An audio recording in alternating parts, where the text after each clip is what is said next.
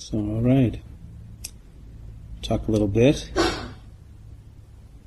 And just wanted to say I've been just so moved by us being here and the interviews from yesterday, the interviews today, and just feeling the sincerity, the courage of moving into the heart. Ich bin so berührt von den Interviews von gestern, von heute, berührt von der Ernsthaftigkeit und dem Mut, den ich sehe, wie wir uns in unsere Herzen bewegen. Some friends of mine asked me some time ago, "Do your kids meditate, Bob?" Ein Freund hat mich vor einiger Zeit mal gefragt, meditieren deine Kinder eigentlich, Bob? And I said, "No, they haven't had enough suffering yet." Da habe ich gesagt, nein, sie haben noch nicht genug Leid erfahren. And a monk friend of mine says to me, "You know, Bob, they probably won't meditate until you die." Und ein befreundeter Mönch sagte mal zu mir, weißt du was, Bob, die werden wahrscheinlich nicht anfangen zu meditieren, bevor du nicht stirbst. I hope not. Ich hoffe, das stellt sich nicht als wahr heraus. But there's reasons that brings us to come inside, and of course, on the first night I told you a little bit about some of my life story, and it was my own suffering and pain that brought me to look inwards, and I trust for maybe all of us here. Maybe I'm wrong, but I think for a number of us here, what brings us to practice is our pain, because who the heck would want to pay all this money and come here and sit and be with ourselves? And we could be going to the Riviera or whatever, go somewhere nice. The North Sea is not too far from here. Ja, und es gibt also Gründe, warum wir anfangen zu praktizieren. Am ersten Abend habe ich euch ja ein bisschen was aus meinem eigenen Leben erzählt, und ich glaube, dieses Leid, was ich erfahren habe, könnte vielleicht auch ein Motivationsgrund vielleicht für alle von uns sein, die jetzt sich hier befinden. Also ich meine, was für einen anderen Grund sollte es auch geben, so viel Geld zu bezahlen, dafür hier alleine mit sich zu sitzen? Wir könnten ja auch was anderes machen. Hier, die Nordsee ist ja auch gar nicht so weit weg, oder wir könnten die Riviera besuchen, etwas Schönes machen. Did I say all of that? Ja. Habe ich das alles gesagt?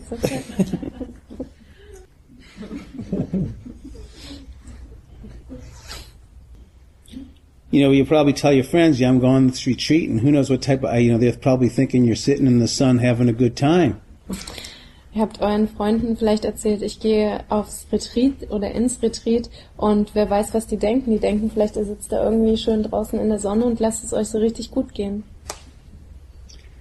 And no doubt, there is moments where it is a good time. There's probably moments while we're sitting here, we already are fantasizing, I'm going to go to Burma and shave my head and become a nun or a monk and live there forever. And of course, there might be other times it's like, let me out of here. This is a nut house. I don't want to have anything to do with this place. Also, natürlich wird es wahrscheinlich Momente geben, die wir genießen, wo wir hier sitzen und vielleicht zu fantasieren anfangen. Mensch, ich glaube, ich reise nach Burma und rasiere mir die Haare ab und ordiniere als Mönch oder als Nonne. Oder andere Momente, in denen wir vielleicht sagen, oh mein Gott, das ist ja ein Irrenhaus, ich will raus hier, ich will weg. So I understand it's all here. Also ich verstehe und bin mir bewusst, dass es alles da ist. And I trust, as I said, that for many of us, what brings us here is our own pain. And, the same is true for the Buddha and what brought him to the path of awakening. Und ich vertraue darauf, dass das, was die meisten von uns hierher bringt, ihr eigener Schmerz ist. Und das Gleiche trifft auch auf den Buddha zu, was ihn dazu bewogen hat, den Pfad der Erleuchtung zu beschreiten. And so tonight I want to speak about the Buddha's story that I just love. Heute Abend möchte ich über die Geschichte des Buddha sprechen, die ich so sehr liebe. And what he discovered. Und das, was er entdeckt hat. And what I just love so much about the Buddha's story is... Go ahead. Was mir so sehr an der Geschichte, an der buddhistischen Geschichte gefällt, ist, it's a story that I can just so deeply relate to. dass es eine Geschichte ist, mit der ich so tief in Resonanz gehen kann. He wasn't setting out to the forest to discover the divine. Er ist nicht losgezogen in den Wald, um das Göttliche zu entdecken. He wasn't trying to get high and leave the world. Er wollte sich nicht betrunken machen und die Welt verlassen. What drove him to the forest at first was his realization that he nor anyone else could escape from death. That's about as down to earth as I can ever imagine. Was ihn bewogen hat, in den Wald zu ziehen, war seine plötzliche Einsicht, dass er und auch niemand anderer dem Tod entgehen kann. Und das ist ja sowas Handfestes, Grundlegendes, was man sich auch, wie man es sich nicht anders vorstellen kann. So I'd like to just read you a little poem right now called Otherwise by Jane Kenyon. Ich möchte euch ein Gedicht vorlesen. Es heißt Anders von Jane Kenyon. So it goes, I got out of bed on two strong legs. It might have been otherwise. I ate cereal, sweet milk, and a ripe, flawless peach. It might have been otherwise. I took the dog uphill to the birch wood, and all morning I did the work that I love. And at noon I lay down with my mate. It might have been otherwise. We ate dinner together at a table with silver candlesticks. It might have been otherwise. I slept in a bed in a room with paintings on the walls, and I planned another day, just like this day. But one day, I know it will be otherwise. One day I know it will be otherwise. Ich bin aufgestanden mit 2 gesunden Beinen. Es hätte anders sein können. Ich aß Müsli, süße Milch und einen reifen, makellosen Pfirsich. Es hätte anders sein können. Ich bin mit dem Hund spazieren gegangen, bergauf, in das Birkenwäldchen. Den ganzen Morgen über habe ich Arbeit getan, die ich liebe. Mittags habe ich mich zur Ruhe gelegt mit meinem Partner. Es hätte anders sein können. Wir aßen zu Abend an einem Tisch mit silbernen Kerzenhaltern. Es hätte anders sein können. Ich schlief in einem Bett in einem Zimmer mit Bildern an den Wänden und plante einen weiteren Tag genau wie diesen. Doch eines Tages weiß ich, wird es anders sein. Doch eines Tages weiß ich, wird es anders sein. So it's an interesting story about Siddhartha Gautama. That was his name before he became known as the Buddha. Da ist diese interessante Geschichte über Siddhartha Gautama. Das war sein Name, bevor er als Buddha bekannt wurde. It said that he was born to a king and queen. Es heißt, er sei als Sohn von einem König und einer Königin geboren worden. And shortly after his birth, a group of some wise people came and wanted to give blessings. Und kurz nach seiner Geburt kam eine Gruppe weiser Menschen und wollten Segen erteilen.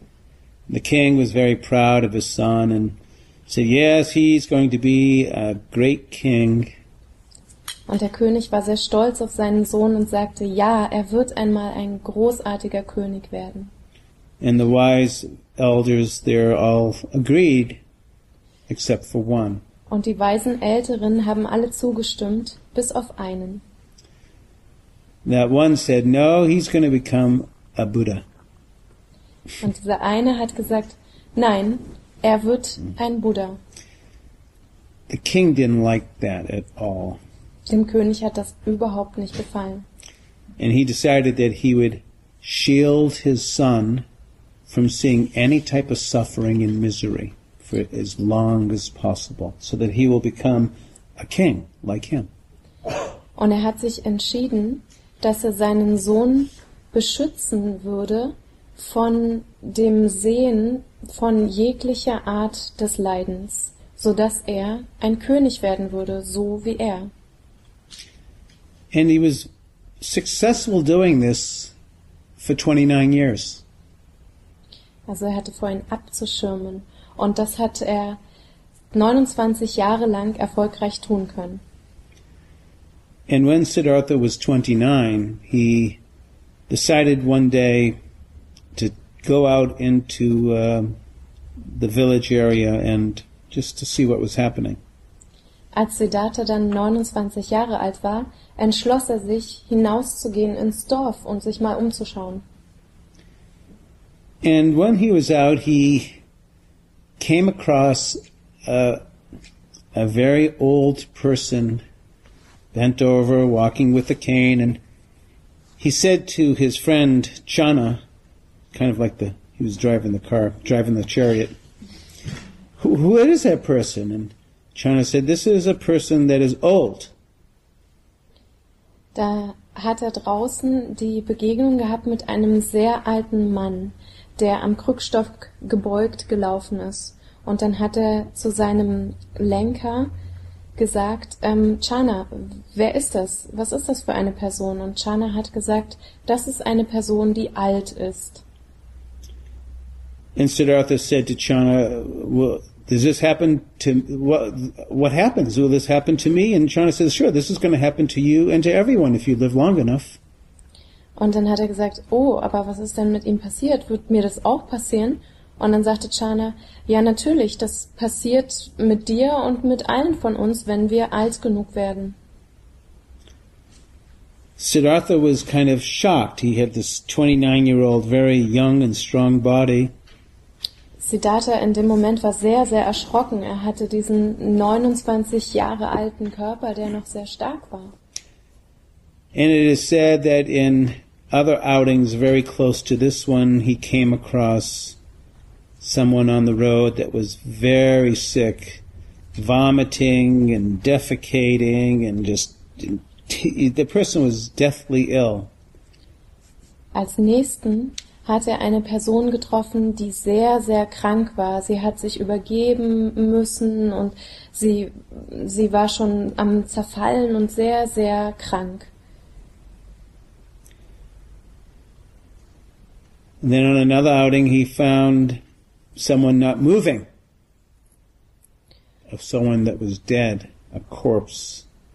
And he had asked Channa, of course, actually stepping back a bit, about getting sick, and Channa said, surely no one can escape from illness, and in the same way, Channa said, no one can escape from death.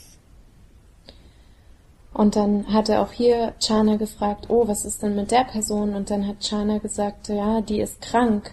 Und kann mir das auch passieren? Ja, niemand kann der Krankheit entgehen. Alle werden wir krank werden. Und dann einige Zeit später trifft er auf einen Körper, der sich nicht mehr bewegt hat, einen Leichnam. Und hat dann da gefragt, Channa, was ist mit der Person? Diese Person ist tot. Passiert mir das auch? Ja, uns allen wird das passieren. Wir können dem Tod nicht entgehen. Upon this realization of Siddhartha's that he cannot escape from aging, illness and death, he was deeply, deeply shaken. Als Siddhartha also diese Einsicht erlangt, dass er dem Altern, der Krankheit und dem Tod nicht entgehen kann, war er zutiefst erschüttert. And, perhaps for some of us here, we might think, how could it be 29 years old and didn't realize these things are happening? Und der ein oder andere hier mag sich jetzt vielleicht fragen, ja, wie kann es denn sein? Der war schon 29 Jahre alt und hat es vorher nicht verstanden oder realisiert. But in actuality, in whatever age you are, do you really know that you're going to die? Aber jetzt mal ganz ehrlich, ganz egal wie alt du bist, weißt du wirklich, dass du sterben wirst? There's an old Hindu proverb that says, everyone thinks everyone else is going to die, but not me. Da gibt es so ein hinduistisches Sprichwort, das heißt, jeder Mann denkt, dass die anderen sterben werden, aber nicht ich. So when Siddhartha realized that all this was indeed really happening, Als Siddhartha dann verstanden hat, dass all das tatsächlich geschieht, and even though he had the latest iPod and all the other technological devices of his time,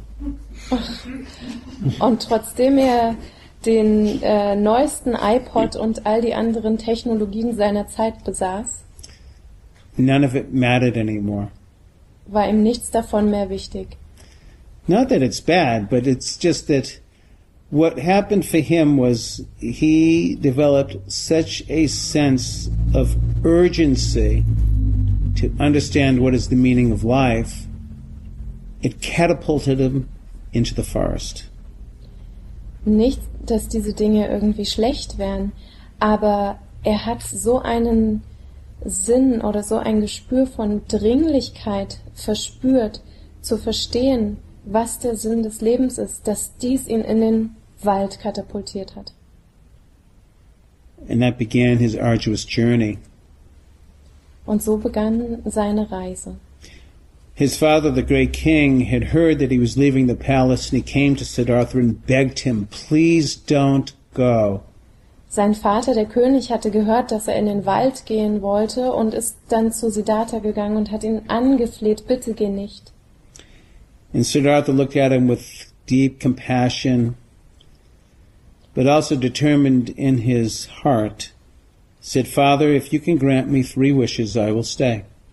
Und Siddhartha hat ihm dann angeschaut mit den Augen des großen Mitgefühls, aber auch mit Entschlossenheit in seinem Herzen und hat gesagt, Vater, wenn du mir 3 Wünsche gewähren kannst, dann bleibe ich.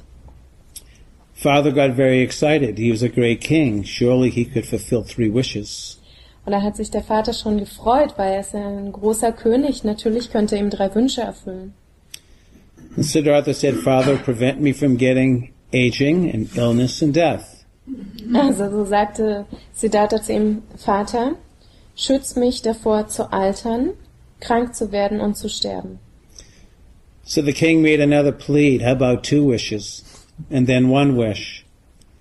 Siddhartha said, prevent me from getting ill, prevent me from dying. And then lastly, 1 wish, prevent me from dying. The king could not fulfill his wishes. Dann hat der Vater sozusagen ein anderes Angebot gemacht und gesagt, wie wär's denn mit 2 Wünschen und danach noch ein Angebot oder wie wär's mit einem Wunsch? Und da sagte Siddhartha dann, okay, 2 Wünsche, dann bewahre mich vor dem Altern und vor der Krankheit und bei einem Wunsch, gut, dann bewahre mich vor dem Sterben. Und da konnte der Vater diese Wünsche nicht erfüllen. So he shaved his head, he took off his princely garments, put on garments of a mendicant and went off into the forest, leaving his wife, newborn son, family, friends, and everyone behind. Garments of a mendicant? Garments of a monk. Okay. Sorry. Dann hat er sich also die Haare abrasiert, hat seine Prinzenskleidung ausgezogen und hat dafür die Mönchsrobe angezogen und hat seine Frau, seine Familie verlassen und sein neugeborenes Kind, um in den Wald zu ziehen. Now, in our age in the West, we might think, what type of guy leaves his wife and his kid? Und in unserem Zeitalter hier im Westen fragen wir uns vielleicht, ja, was ist denn das für ein Mensch, der seine Frau und sein Kind verlässt? And when is he going to pay alimony? Wird er denn wenigstens Unterhalt zahlen? But of course, at this time and age, being in a palace, the king was wealthy, there was many servants, and so Siddhartha knew that everyone was going to be well cared for. Aber zu dieser Zeit im Königreich, da war der König, der ja sehr wohlhabend war, da waren sehr viele Diener und natürlich wusste Siddhartha, dass es allen gut gehen würde und für alle gesorgt ist. So just to speed up the story and then I'll come back again. Um jetzt nochmal die Geschichte etwas zu beschleunigen und dann wieder zurückzukommen. He does get enlightened, and then later he comes back to the king, to his dad, to his wife, to his son, and he gives them the noble inheritance of the Dharma, and they all attain enlightenment. But then we'll come back to the story, just so you know he wasn't such a bad guy after all.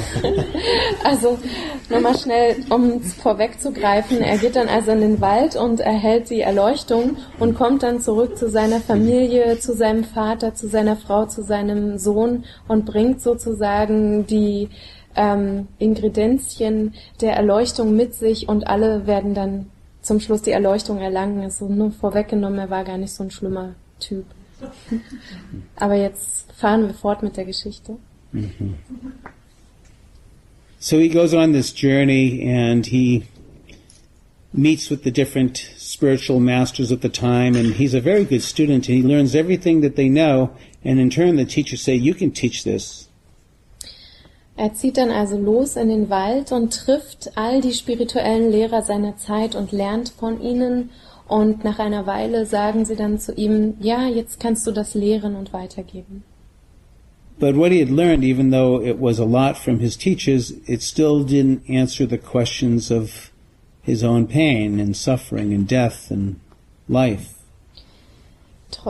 Trotz alledem, dass dies eine ganze Menge war, was er von seinen Lehrern gelernt hatte, hat dies jedoch nicht seine Fragen beantworten können über seinen eigenen Schmerz, sein eigenes Leid, sein eigenes Leben.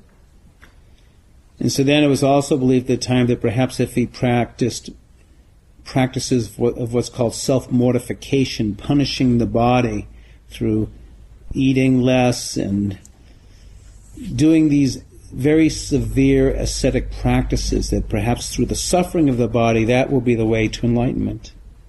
Dann war zu seiner Zeit auch die Askese eine Praxis, von der man sagte, dass man Erleuchtung erlangen würde, dadurch, dass man dem Körper Schmerz zufügt, dass man ihn sozusagen, dass man Verzicht übt und dass der Körper dadurch sehr viel Leid erfährt und dass das der Weg sei zur Erleuchtung. And taking these practices to a very extreme, boiling it down that he would only eat eventually just 1 grain of rice a day, and he could put his hand on his belly and feel his tailbone coming to the brink of death. Und er hat diese Praxis dann bis ins Extrem getrieben, so weit, dass er nur 1 Reiskorn pro Tag gegessen hat und war mittlerweile so dünn, dass wenn er seine Hand auf seinen Bauch gelegt hat, er hinten seine Wirbelsäule gespürt hat und wie diese sozusagen schon fast mit dem Tod in Berührung kommt. He realized the futility of the punishment of the body. Und dann hat er realisiert, wie sinnlos diese Bestrafung des Körpers ist. He was practicing with these 5 ascetics that were practicing this way, and he left them and started taking food again to build up his health. Er hatte da mit 5 Asketen zusammen geübt und diese dann verlassen und wieder begonnen, Nahrung aufzunehmen. And after restoring his health, he settled down underneath a great tree that became known later as the Bodhi tree, and he took his seat under the tree. Und nachdem er seine Gesundheit wiederhergestellt hat, hat er sich hingesetzt in Meditationshaltung unter diesen Baum, der später als Bodhi-Baum bekannt wurde. And he made a determination that he was going to sit here until he awoken. Und dann hat er den Entschluss gefasst, dass er hier sitzen würde, bis er erwacht. And he left all the teachers behind. Und er hat all die Lehrer hinter sich gelassen. All the books behind. All die Bücher hinter sich gelassen. And decided to look inside himself. Und sich entschlossen, nach innen zu schauen. Just like earlier today we were talking about, see for yourself with your own experience. Genauso wie ich heute früher schon am Tage gesagt habe, schaut selbst und macht eure eigene Erfahrung. And as he sat with himself underneath the tree, it is said that he recalled a time when he was a young boy. Und als er da so sitzt, alleine unter diesem Baum, so heißt es, hat er sich erinnert an eine Zeit, wo er ein kleiner Junge war. He recalled the time where he was sitting underneath another tree, and it was one of these early spring days, and the farmers with their oxen were it was one of these days that was just so incredibly beautiful. Some of the days like here. Dort saß er als kleiner Junge an einem wunderschönen Tag, auch unter einem Baum, und da waren auf den Feldern die Farmer mit ihren Ochsenkarren, die das Feld umgepflügt haben. Es war einer dieser wunderschönen Tage, so wie jetzt hier die Tage sind. And as beautiful as the day was, he also realized as he saw the farmers with the oxen, then they began to dig in the plows, and it was a moment, I believe, of incredible sensitivity. And he felt as if he could almost hear the worms crying in pain as the blades of the plow were entering into the earth. And so there's this very amazing moment of so much happiness and peace and so much suffering. There's that moment. Und so schön wie dieser Tag auch war, als die Bauern dann begonnen hatten, mit ihrem Pflug Furchen in die Erde zu treiben, war es so, als hätte er beinahe die Würmer und die Wesen, die dort im Boden leben, aufschreien hören. Da war dieser Moment von dieser unglaublichen Sensibilität gegenüber diesem Leben, da war diese unglaubliche Schönheit und dieses enorme Leiden im selben Moment. So Siddhartha is recalling this memory of a child, of the beautiful day, the beauty of the world, and the pain of the world with the worms getting hurt. And he also recalled after that experience that he began to just becoming aware and mindful of his breath coming in and his breath coming out. Also erinnerte sich Siddhartha daran, wie er als Kind dies so wahrgenommen hat, diesen wunderschönen Tag mit all seiner Schönheit in dieser Welt und zum selben Moment all das Leid in dieser Welt. Und ebenso erwähnte er, dass er sich gegenwärtig wurde gegenüber seines Atems, des Einatems und des Ausatems. And so Siddhartha began to do the mindfulness of breathing. Breathing in, breathing out underneath the Bodhi tree, remembering back to when he was a boy. And this went on into the night, his breathing in and out with awareness. Und so begann Siddhartha die Achtsamkeitspraxis mit dem Atem, während er unter dem Baum saß und sich an diese Kindheitszeit erinnert hat, als er ein kleiner Junge war. Und diese Achtsamkeit auf den Atem dauerte an bis in die Nacht hinein. And as the night progressed, his mindfulness progressed. It became shining and bright. Und wie die Nacht fortschritt, so schritt auch seine Achtsamkeit fort. Sie wurde immer scheinender und klarer. He began to reflect upon suffering, that yes, this world, there is suffering. Und er begann über das Leiden nachzusinnen. Ja, da ist diese Welt und da ist Leiden. And then it occurred to him that if there is suffering, there has to be a cause. Und dann ist ihm erschienen, dass wenn es Leiden gibt, dann muss es eine Ursache für Leiden geben. And as he reflected on this cause, what awakened in him was that this cause was this sense of clinging and unawareness and aversion. Und als er dann so über diese Ursache nachgedacht hat, kam ihm, dass diese Ursache das Festhalten ist, das Anhaften und das Wegstoßen, die Abneigung. Meanwhile, Mara is witnessing all of this. Und die ganze Zeit beobachtet Mara das ganze Schauspiel. And thought, he's got to put a stop to this. Und hat gedacht, oh, der sollte jetzt aber langsam aufhören damit. And so out came the armies of weapons of fear. Und dann kamen die ganzen Armeen mit den Waffen der Angst. And the Buddha just opened the eyes and the heart just wide open, looking fear right in its heart, saying, I see you, fear. I see you, Mara. Und der Buddha mit seinem Herzen ganz weit offen öffnete seine Augen und schaute der Angst ins Gesicht und sagte, ich sehe dich Angst, ich sehe dich Mara. And so metaphorically speaking, sometimes it's said that Mara cast out all of the arrows, and the arrows are charging towards the Buddha, and they all just land as lotus flowers at his feet.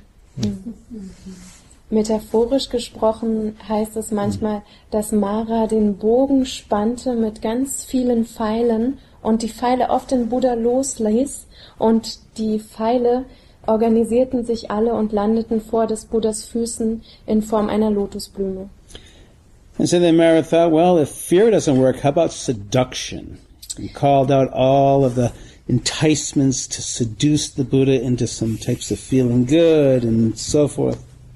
Und dann hat der Mara überlegt, na gut, wenn jetzt die Angst nicht funktioniert, wie wär's denn mit Verführung? Und so hat er dann alle Möglichkeiten losgeschickt, um den Buddha zu verführen und sinnliche Begierde auszulösen. And the Buddha just opened up his eyes and his heart and looked at the seduction and looked at Mara and smiled ever so compassionately without any yearning to try to follow into that temptation and just said, I see you, Mara. Und dann hat der Buddha wieder seine Augen geöffnet und hat sich diese Versuchung angeschaut und hatte ein ganz großes Herz des Mitgefühls, ohne auch nur einen Impuls dieser Versuchung nachzugeben und hat gesagt, ich sehe dich, Mara. At that point, Mara was totally defeated. Defeated is like... He lost the war against the Buddha. Ah ja. An diesem Punkt war Mara schon total besiegt. And the Buddha, I get emotional just even thinking about this. He awakened. Und der Buddha, da werde ich jetzt gleich ganz emotional, wenn ich daran denke, erwachte. He awakened. Er erwachte. That possibility exists within each of us. Und diese Möglichkeit existiert in jedem von uns. The Buddha, upon his awakening, has this, what we call a lion's roar. This is the roar of triumph, the roar of, the roar of emancipation, of freedom, of awakening. Und der Buddha hat in diesem Erwachen ein Löwengebrüll. Das ist das Gebrüll der Emanzipation, das Gebrüll der Freiheit. So I'll read it to you. Ich lese es euch vor. So through many births I've wandered in samsara. Samsara is the world of birth, old age, disease, and death that goes on forever. Seeking not but finding the builder of the house, sorrowful it is to be born again and again. O householder, thou art seen. Thou shalt build no house again. All the rafters are broken, the ridgepole is shattered. My mind has attained to the unconditioned. Achieved is the end of craving in ignorance. Viele Geburten lang wanderte ich in Samsara, den Kreislauf von Leben und Sterben, der Wiedergeburt. Suchend, aber nicht findend den Erbauer des Hauses. Kummervoll ist es, wieder und wieder geboren zu werden. O Hausbauer, du bist gesehen, du sollst kein Haus mehr bauen. Alle Dachsparren sind gebrochen, dein Kopfbalken ist zertrümmert. Mein Geist hat den ungebundenen Zustand erreicht. Erwacht ist das Ende von Gier und Verblendung. And so the story goes on that after the Buddha's enlightenment, he stayed under the Bodhi tree for some time, and then he decided, after some others saying he should go and share this Dharma, he decided, who can I talk to? And who he thought first would be to his former 5 ascetics that were practicing the extreme self-mortification practices.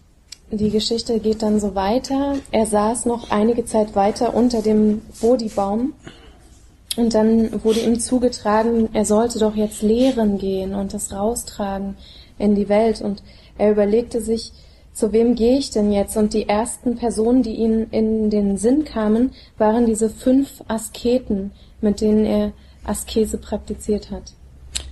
And so the Buddha started heading to see these 5 ascetics, and the 5 ascetics saw him walking in the distance and said, "Oh, there's that guy that started eating food again, and we don't want to have anything to do with him." Und er ist dann losgezogen und hat diese 5 Asketen wieder aufgesucht und die haben ihn dann so aus der Ferne gesehen, so nach dem Motto so, oh, da drüben ist der Typ, der wieder angefangen hat zu essen, ja, mit dem wollen wir gar nichts mehr zu tun haben.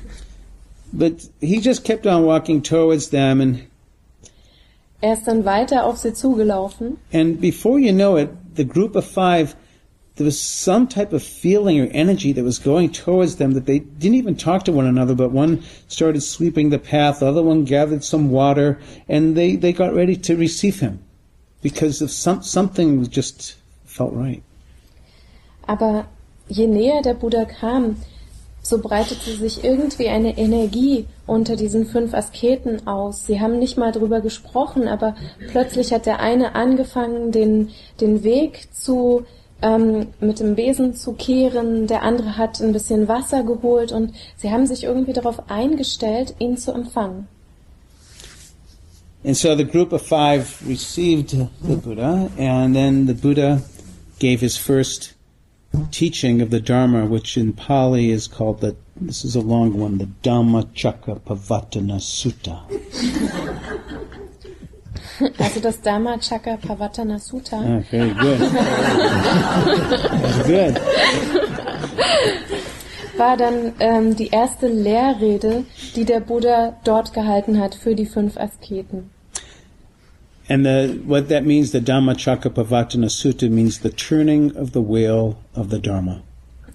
Und die Bedeutung dieses Wortes ist das Drehen des Rats des Dharmas. And it was there that the Buddha taught the 4 Noble Truths. Und dort hat dann der Buddha die 4 edlen Wahrheiten gelehrt. And one of the ascetics, upon hearing the Buddha teach the 4 Noble Truths, attained enlightenment. Und einer der Asketen hat während des Zuhörens dieses Vortrages über die 4 edlen Wahrheiten die Erleuchtung erlangt. And his name was Kodanya. Kodanya war sein Name. And it turns out that he was actually the fortune teller, the wise person when Siddhartha was born that said, no, he's going to become a Buddha.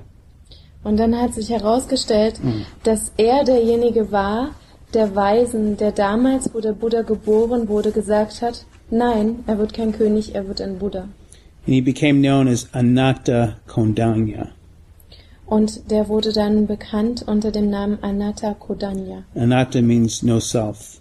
Anatta bedeutet nicht selbst. So these 4 Noble Truths, this is pretty, I want to just go into these a little bit. Ich möchte jetzt etwas über die 4 edlen Wahrheiten sprechen. So the first Noble Truth is something that I think we all can relate to, and that is that there is indeed suffering, that there's pain upon birth, there's not getting what you want, there's difficulties in life, there's uncertainties, there's aging, there's illness, there's death, all of these things we cannot escape from. Die erste edle Wahrheit, mit der können wir wahrscheinlich alle so innerlich mitgehen, die besagt, es gibt Leiden in dieser Welt, in diesem Leben. Da ist der Schmerz während der Geburt, des Geborenwerdens, da ist der Schmerz von Krankheit und Sterben, da ist das Wollen und nicht bekommen, etc. And it's not to say that life is all bad. Sometimes Buddhism gets a bad rap. It's all about suffering. Und es heißt jetzt nicht, dass das ganze Leben schlecht ist. Manchmal kriegt der Buddhismus so einen schlechten Ruf und es heißt, es geht da nur ums Leiden. Because if we follow the 4 Noble Truths, there's suffering, there's a cause, there's a way out of the suffering to freedom. Weil wenn wir die 4 edlen Wahrheiten durchverfolgen, dann ist da Leiden, es gibt eine Ursache, es gibt einen Weg aus diesem Leiden heraus und es gibt die Freiheit. And so the second Noble Truth is one that's really, really interesting to me. Die zweite edle Wahrheit ist eine, die ich sehr, sehr interessant finde. And that speaks to the cause. Diese bezieht sich auf die Ursache. And Ajahn Amaro, who's a Buddhist monk, he's from England, he wrote a very beautiful translation of the Noble Truth of the Cause of Suffering that I'd like to share with you. Ajahn Amaro, who was a monk in where? In Great Britain.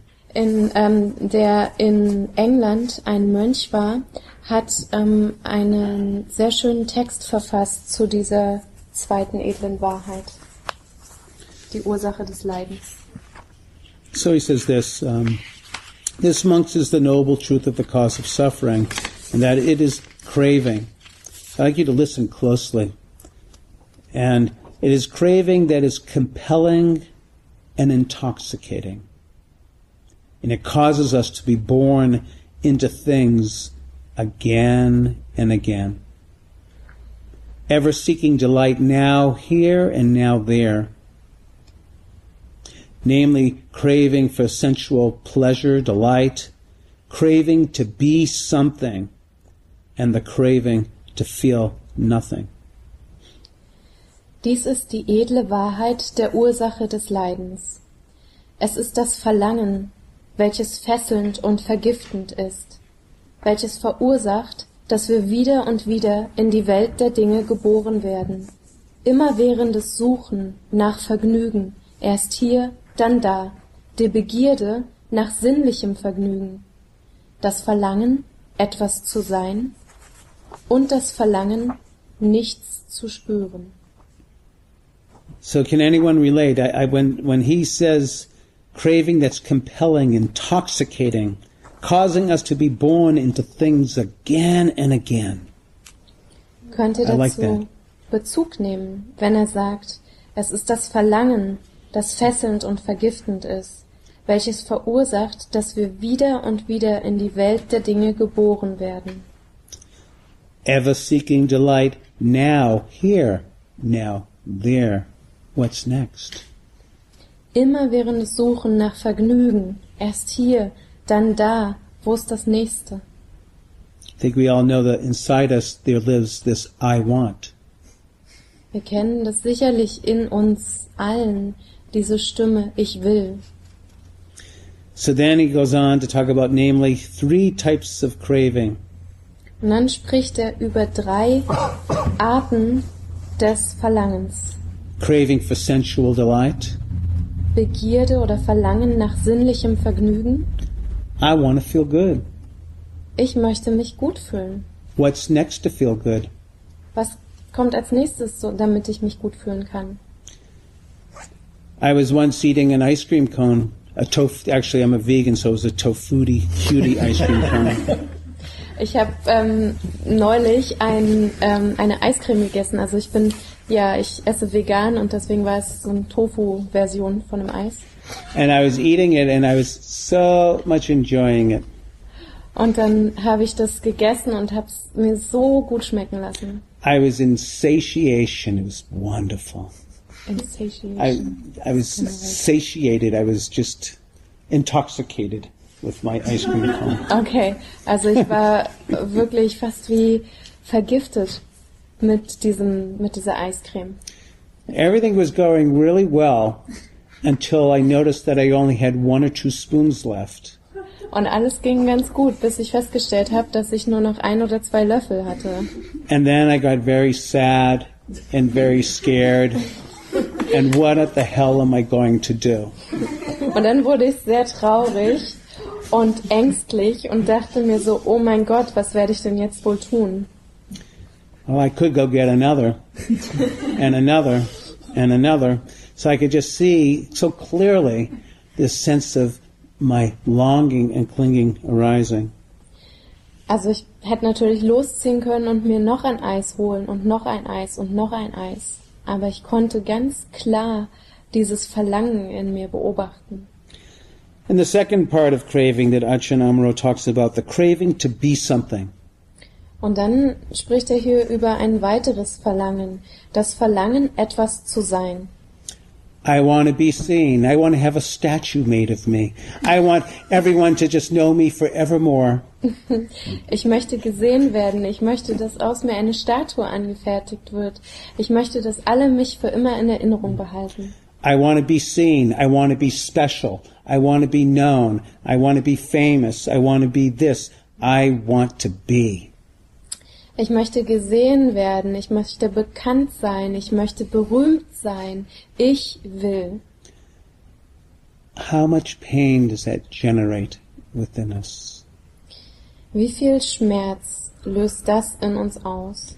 And this is not to be confused with what we've been talking earlier, like one of the most incredible gifts that we can offer another human being is to be seen, is to be accepted, is to be heard, is to be understood. So I don't want that to be confused with this endless craving for power, to be seen, to be known. So there's a real difference there. Und ich möchte nicht, dass es jetzt vielleicht falsch verstanden wird. Es ist eins der größten Geschenke, was wir einem anderen menschlichen Wesen machen können, wenn wir ihn oder es sehen, diese Person wahrnehmen, sie akzeptieren, diese Herzlichkeit. Das ist aber ein Unterschied zu dem, was ich jetzt meinte, diesem Verlangen nach Macht. Ich möchte gesehen werden, ich möchte Macht haben. Then the last craving, to feel nothing. Und das letzte Verlangen, nichts zu spüren. How many times have we felt, I wish I just wasn't here. I want to die. I don't want to be seen. I'm going to just go in my room. I don't want to feel anything. Wie oft haben wir vielleicht schon gefühlt dieses, oh, ich möchte gar nicht hier sein, ich möchte nichts spüren, ich gehe lieber wieder in meinen Raum zurück und ziehe mich zurück.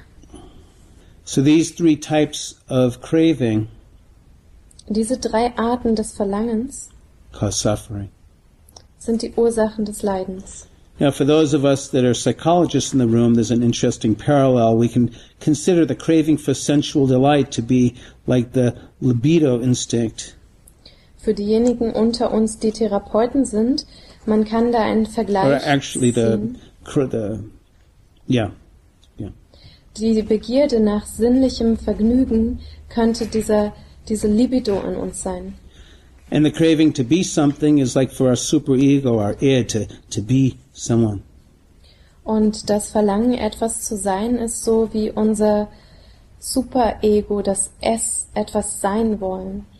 And the craving to feel nothing is like the thanatos instinct, the instinct to die, to extinction, to pull away. Und dieses letzte Verlangen ist wie dieser Thanatos-Instinkt, dieser Todestrieb, nichts spüren zu wollen, weg zu sein, aufgelöst zu sein. As much as we try to get rid of these cravings, if we don't understand its root, it continues to cycle around and around. Je mehr wir versuchen, von diesen Begierden wegzukommen, solange wie wir ihre Ursache nicht verstehen, werden sie immer wieder ihre Kreise ziehen, immer wieder wiederkommen. So this is from Kabir, who's another very wonderful poet from India. Kabir schreibt, ein anderer Poet aus Indien. He says, "Friend, please tell me what I can do about this world that I hold to and keep spinning out. I gave up sewn cloths and now I wear a robe. But I noticed one day that the cloth was well woven. So I bought some burlap. I still throw it elegantly over my left shoulder. I pulled back my sexual longings, but now I discover I'm angry. I gave up rage, and now I notice I'm greedy all day. I've worked hard at dissolving the greed, and now I'm proud of myself. When the mind wants to break its link with the world, it still holds on to one thing." Kabir spricht. Freund, bitte sag mir, was ich tun kann mit dieser Welt, an der ich festhalte und immer unzufrieden umherirre. Ich habe es aufgegeben, genähte Kleider zu tragen und trug eine Mönchsrobe. Doch eines Tages stellte ich fest, wie wunderbar sie gewebt war. Dann habe ich mir Sackleinenstoff besorgt, aber dennoch werfe ich in mir elegant über die linke Schulter. Ich zog mein sexuelles Verlangen zurück und nun stelle ich fest, dass ich häufig ärgerlich bin. Ich habe die Wut aufgegeben und nun merke ich, ich bin den ganzen Tag über gierig. Ich habe mir sehr viel Mühe gegeben, die Gier aufzulösen und jetzt bin ich stolz auf mich. Wenn der Geist die Verbindung mit der Welt kappen möchte, hält er immer noch an einer Sache fest. So as you can see, it goes on. And what the Buddha discovered that the answer to this challenge is the relinquishment, the lessening of this type of clinging and grasping. Also wie ihr seht, geht es immer weiter und immer weiter. Und der Buddha hat festgestellt, dass der Weg da hinaus ist das the lessening of the clinging. The lessening of clinging. Ja. Yeah. Ist dieses Anhaften zu verringern. That's the third noble truth. The third noble truth is the cessation of suffering through the lessening and eventual eliminating of greed, hatred, and ignorance. Und das ist die dritte edle Wahrheit, dass die Ursache des Leidens zu beheben, dass man sie auslöscht, wenn man Gier, Hass und Verblendung auslöscht. And again, I'll remind you, I think I said this the other night, that in Pali the word for the enlightened being means, the word is called arahant. And arahant means the destroyer of the enemies. What enemies? Greed, hatred, ignorance. Auf Pali ist das Wort für einen Erleuchteten Arahant und dieses Wort bedeutet derjenige, der die Feinde auslöscht. Und welche Feinde sind gemeint? Es sind Gier, Hass und Verblendung. And so Kabir, he, in his own poetic way, he speaks about this ending of suffering when he says this in a short 3-line poem. Kabir spricht und bezieht sich aufs Ende des Leidens, auf seine eigene individuelle poetische Art und Weise in diesem kurzen Gedicht. He says, I went searching for the shop where the merchant would say, there's nothing of value here. I found it and I stayed. These poems arise out of the richness of not wanting. Ich begab mich auf die Suche nach dem Geschäft, in dem der Verkäufer sagen würde, nichts hier ist von Wert. Ich fand es und blieb. Die Gedichte entstehen aus dem Reichtum des Nichtwollens. And I'm actually going to read the second poem, and you haven't prepared for this, but we'll do it anyways. Und ich lese jetzt noch ein weiteres Gedicht vor, auf das wir uns nicht vorbereitet haben, aber ich lese trotzdem. So this is again from Kabir, and it says, O mind you carry on your back. Should I read the whole thing through? Yes, please. O mind you carry on your back, your actions are like a heavy sack. No wonder that your shoulders ache. Another strain enough to break your neck. So drop this stupid load and let this be the last stop on the road where you can find rest and stay and be love's guest. O Geist, du trägst auf deinen Schultern deine Handlung wie ein schweres Gepäck. Kein Wunder, dass dir die Schultern schmerzen. Noch eine weitere Ladung obendrauf und du wirst dir das Genick brechen. So lade diese bescheuerte Last von deinen Schultern. Möge dies der letzte Halt auf der Straße sein, wo du Ruhe finden kannst. Bleibe hier und sei der liebe Gast. So as all evenings, there's so much more that I wanted to do, and this is what we have. Except I will say one other thing is that the fourth noble truth. Also so weit sind wir gekommen. Es gibt immer sehr viele Dinge, die ich gerne sagen möchte, aber wir sind jetzt da, wo wir sind. Eine Sache möchte ich noch sagen, und zwar die vierte edle Wahrheit. is tomorrow night's talk. Wird der Inhalt des Vortrages von morgen Abend sein. But I will say that the fourth noble truth, which is called the Eightfold Noble Path, lays out a blueprint of the path to work towards awakening.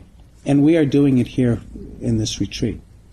Aber die vierte edle Wahrheit, die sich auf den edlen achtfachen Pfad bezieht, gibt uns eine Vorgabe für den Pfad zum Erwachen. Und das ist das, was wir hier tun. To do the Eightfold Noble Path justice, we wait till later. And I'm going to end with maybe a lighter reading. Und mit diesem edlen achtfachen Pfad beschäftigen wir uns später nochmal. Und ich möchte gerne mit einem etwas leichteren Gedicht aufhören. So this is called Like Any Other Day by David Butterfield. Das heißt, ein Tag wie jeder andere von David Butterfield. So Han Shan, that great and crazy Chinese poet 1,000 years ago, said, we're all kind of like bugs in a bowl, all day going around, never leaving the bowl. I say, that's right, every day, climbing up the side, sliding back down, over and over again. Sit in the bottom of the bowl, head in your hands, cry, moan, feel sorry for yourself. But look around. See your fellow bugs. Walk around. Say, hey, how you doing? Hey, nice bowl.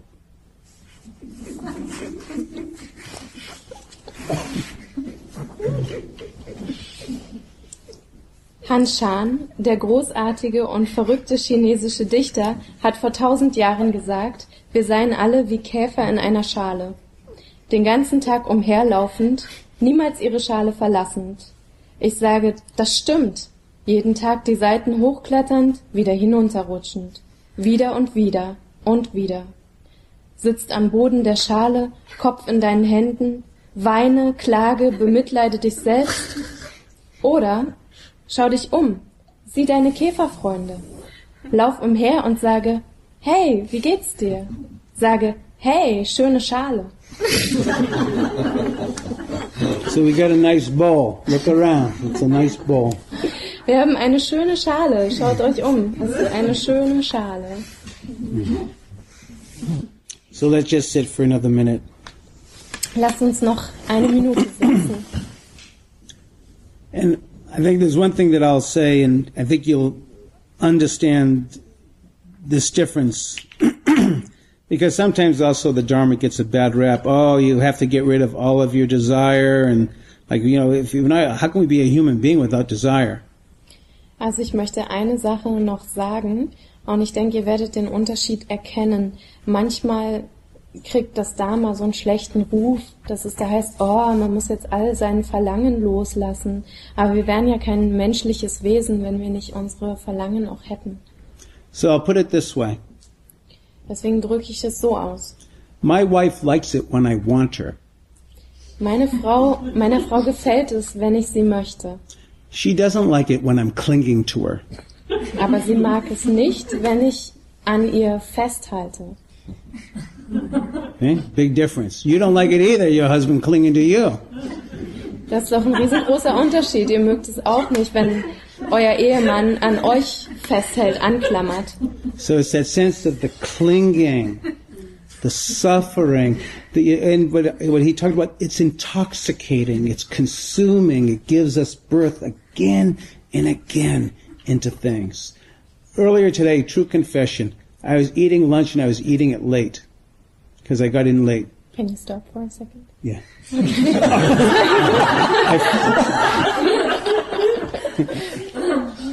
Okay. Also so there's this difference between the clinging and the desire, the wanting, desire. yeah.